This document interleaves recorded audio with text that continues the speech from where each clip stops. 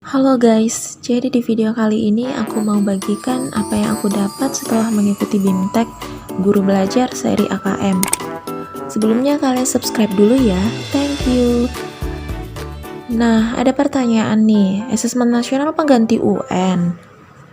Jadi, asesmen nasional bukan pengganti UN ya, asesmen nasional itu berbeda dengan UN.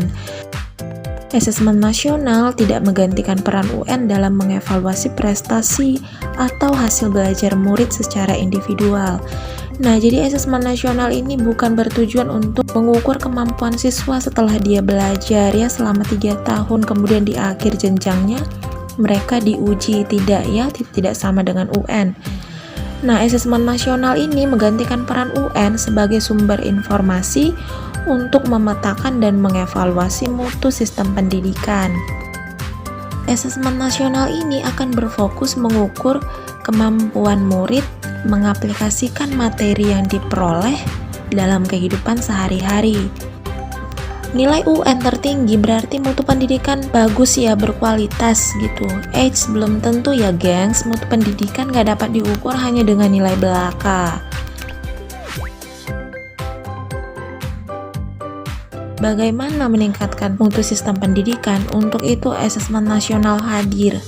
Nah, asesmen nasional di sini digunakan sebagai sumber informasi untuk memetakan dan mengevaluasi mutu sistem pendidikan kita.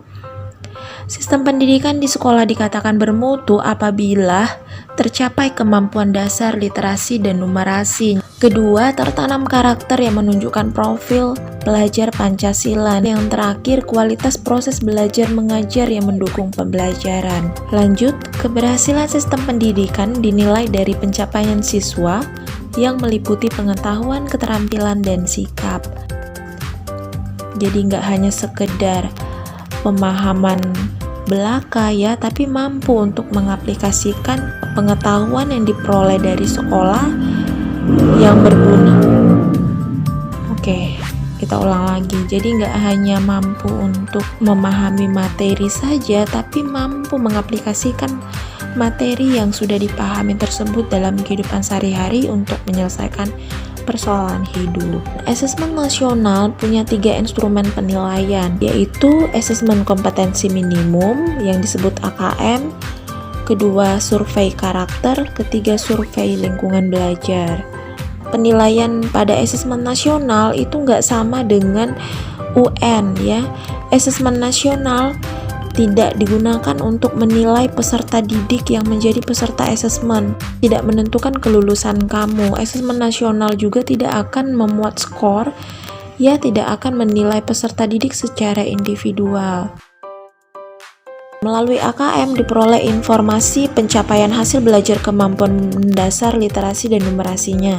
Nah, tujuan AKM di sini bukan untuk pengambilan nilai ya, sekali lagi ditegaskan, namun untuk memperoleh informasi mengenai kelompok kemampuan dasar anak perlu intervensi dasar, cakap, dan mahir. Tingkat kompetensi ini digunakan untuk menyusun strategi pembelajaran yang efektif dan berkualitas sesuai dengan tingkat kemampuan siswa-siswi, jadi teaching at the right level ya. Lanjut survei karakter. Nah, di survei karakter ini akan diperoleh informasi yang menunjukkan profil pelajar Pancasila.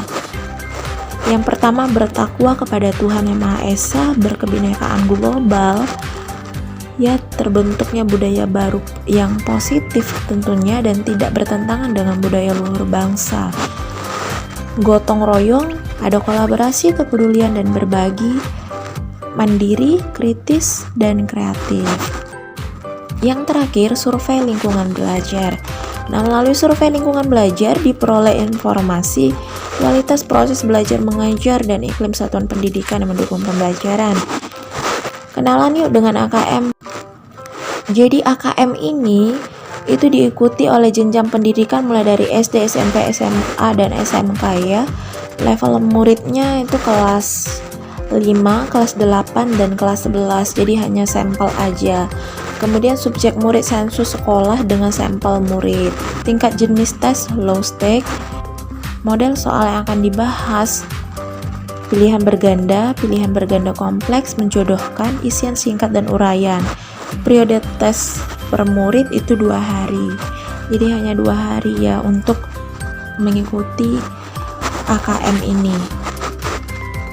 Nah, kemudian ini bisa dibaca sendiri. Mengapa yang menjadi sampel adalah murid kelas 5, 8, dan kelas 11 khususnya. Kita ya di sekolah kita itu kelas 11. Karena agar murid yang menjadi peserta AN dapat merasakan perbaikan. Jadi dia kan masih berada di sekolah ya yang kelas 11. Nanti kelas 12-nya mereka dapat merasakan perbaikan pembelajaran. AKM, apa yang dimaksud dengan minimum pada AKM? Pengertian minimum seperti yang sudah saya jelaskan di bagian awal tadi itu menunjukkan literasi membaca dan numerasi yang merupakan kompetensi yang harus dimiliki untuk seseorang dapat berfungsi secara produktif dalam kehidupan sehari-hari. Nah, jadi pengetahuan dasar membaca dan menghitung ini sangat perlu dalam kehidupan sehari-hari. Berapa banyak soal yang akan dikerjakan murid saat AKM? Khusus untuk SD, sekolah dasar itu ada 30 soal. Kemudian untuk tingkat sekolah menengah itu ada 36 soal. Apakah ada contoh-contoh soal latihan AKM yang disediakan secara khusus? Ya, pastinya ada ya. Jadi kalian bisa lihat link yang tertera di kolom deskripsi. Nah, untuk seputar pertanyaan Q&A mengenai asesmen nasional, kalian boleh cek link yang tertera di kolom deskripsi ya, supaya pertanyaan-pertanyaan kalian yang masih penasaran dengan asesmen nasional, dengan AKM bisa terjawab dengan membaca link yang ada di bawah ini. Oke, terima kasih telah mendengarkan. Jangan lupa like, share, komen, dan subscribe. Thank you.